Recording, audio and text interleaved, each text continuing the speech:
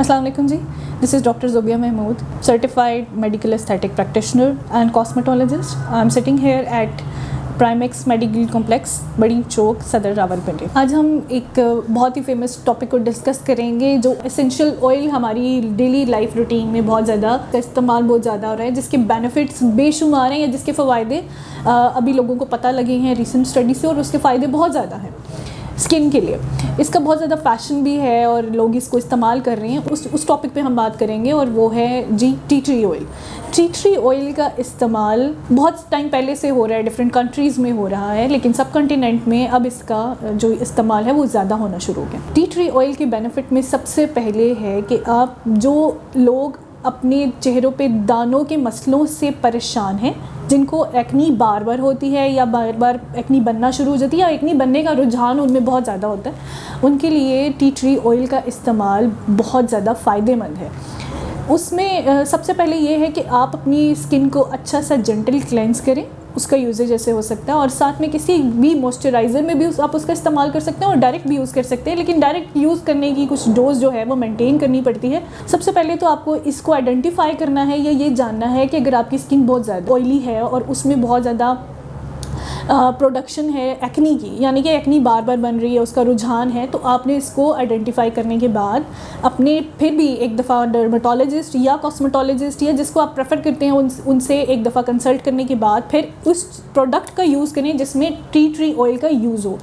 Tea tree oils के जो extracts हैं उसको यूज़ करना है आपने अपनी स्किन के ऊपर या वहाँ पर जहाँ पर दाने बहुत ज़्यादा फेस पर बनते हों, लाइक लोगों के चीक्स के ऊपर बहुत ज़्यादा बनते हैं, आफ्टर शेविंग के बाद बहुत ज़्यादा बनना शुरू हो जाते हैं, तो उसका जस्ट एक स्प्लैश भी यूज़ कर सकते हैं। लाइक आप उसको अर्के गुलाब के अंदर उसमें एसेंशियल ऑयल जो टी ट्री एसेंशियल ऑयल मिलता है उसको एक मिनिमम क्वांटिटी में 2% to 3% ऐड करने के बाद उसको शेक करने के बाद आप शेविंग के बाद अपने जो भी आपके सरफेस एरिया है उस पर स्प्रे करें और उसको एब्जॉर्ब होने दें और उसके बाद उसको रिंस करें। इसके अलावा आप ये कर सकते हैं कि अपने मॉइस्चराइज़र के अंदर अपनी क्रीम्स के अंदर उसको यूज़ कर सकते हैं। उसका बहुत अच्छा, एक तो इसका अरोमा बहुत अच्छा है, खुशबू बहुत अच्छी है, इसका सॉफ्ट टच है और आपको अच्छा एक फ़ील देते हैं। इसके साथ साथ आप अगर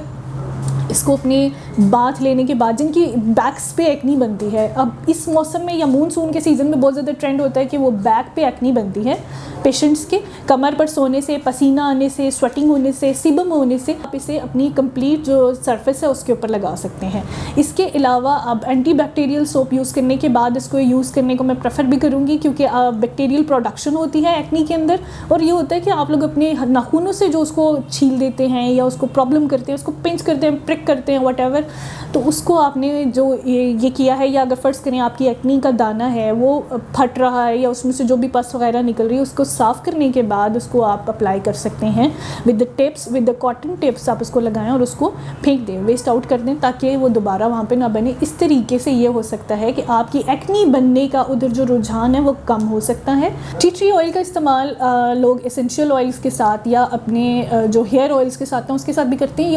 उनमें हम उन पेशेंट्स को रिकमेंड करते हैं जिनके सर में एक्नी बनने का या छोटी छोटी सी फिंसियाँ बनने का रुझान होता है, उसके बाद स्वेटिंग से या मानसून के सीज़न में या बालों को हर वक्त बांधने से, फीमेल में होता है क्योंकि वो हिजाब ओढ़ती हैं, दुपट्टे ओढ़ती हैं, और उसके बाद जब उनकी ट्रैवलिंग होती है या जो स्टूडेंट्स हमारी लाइफ में आना जाना जिनका डेली का ट्रैवल होता है, उनके सर में ये रुझान बनता है सिबम प्रोडक्शन के बाद, तो छोटे छोटे से जो दाने बनते हैं उसमें हम टी ट्री ऑयल का इस्तेमाल उनको करवाते हैं। टी ट्री ऑयल का इस्तेमाल आप डायरेक्ट भी कर सकते हैं, अपनी स्किन पे कॉटन के साथ लगा लें। अगर आप वैसे नहीं करना चाहते तो जो भी आप अपना कोकोनट ऑयल या ऑलिव ऑयल या जो आपको ऑयल सूट करता है उसके साथ भी इसको मिक्स करने के बाद अपने बालों पर लगा सकते हैं। उसके साथ अच्छा सैलिसिलिक एजेंट के जो साथ जो शैम्पू मिक्सिंग के साथ होता है उसको यूज़ करें, या इसके अलावा आप अच्छे तरीके से बालों को रिंस करके या स्वेट को ख़त्म करके सुखाकर फिर उसके बाद अपने टी ट्री ऑयल को लगा सकते हैं। इवन के नहाने के बाद भी इसको लगाएं, ये आपके सर के अंदर भी एक्नी बनने को बिल्कुल भी प्रमोट नहीं करेगा और उसको हेल्दी और फ्रेश लुक देगा, बहुत अच्छा लुक देता है। इसके अलावा ये स्किन ग्लोइंग में भी यूज़ होता है, स्किन ग्लोइंग के साथ यूज़ हो सकता है। मेल्स को जब वो आफ्टर शेवर जब शेव करते हैं उसके बाद वो वहाँ पे यूज़ कर सकते हैं। इवन में मानसून के सीज़न में स्वेटिंग से प्रॉब्लम हो रहा होता है, वो भी इसका स्प्रे अपने फेशियल हेयर्स के साथ या दाढ़ी के ऊपर आराम से कर सकते हैं और उसको रिंस करके उसको अच्छे तरीके से ड्राई करें। ड्राई करने के बाद उसको कोम करके उसको अच्छे तरीके से साफ़ करके धो लें और रोज़ की रूटीन में या 1-2 दिन के बाद उसकी रूटीन में उसको यूजेज में ला सकते हैं। इवन दो के बच्चों के लिए, जो बच्चे छोटे होते हैं जिनमें नापी रैश के अलावा भी 1-2 प्रॉब्लम्स होते हैं कि वो अपनी स्किन को सिर्फ ईचिंग कर करके ही ख़राब कर देते हैं या उस इरिटेंट वहाँ पे कर देते हैं, तो उसके लिए भी ये हो सकता है कि आप टी ट्री ऑयल को कोकोनट ऑयल के साथ मिलाकर लगा सकते हैं। लेकिन एक दफ़ा फिर मैं ये कहूँगी कि पैच टेस्ट हर चीज़ को लगाने से पहले ज़रूर करें कि आइदर कि वो चीज़ या वो प्रोडक्ट आपको सूट भी कर रही है या नहीं सूट कर रही, क्योंकि हर चीज़ हर पेशेंट के लिए सूटेबल नहीं होती। अगर हम किसी पेशेंट को कुछ रेकमेंड करते हैं तो वो उसकी स्किन को सूट कर गई है और हो सकता है कि वो दूसरे पेशेंट को उस तरीके से सूट ना करे या उस तरीके से रिज़ल्ट ना दे जिस तरीके से उसने किसी और पेशेंट को दिया। तो हमेशा अपने डॉक्टर, डर्मेटोलॉजिस्ट या कॉस्मेटोलॉजिस्ट से पूछ के फिर उसके बाद उसको अपनी डेली लाइफ रूटीन का हिस्सा बनाएं। Thank you.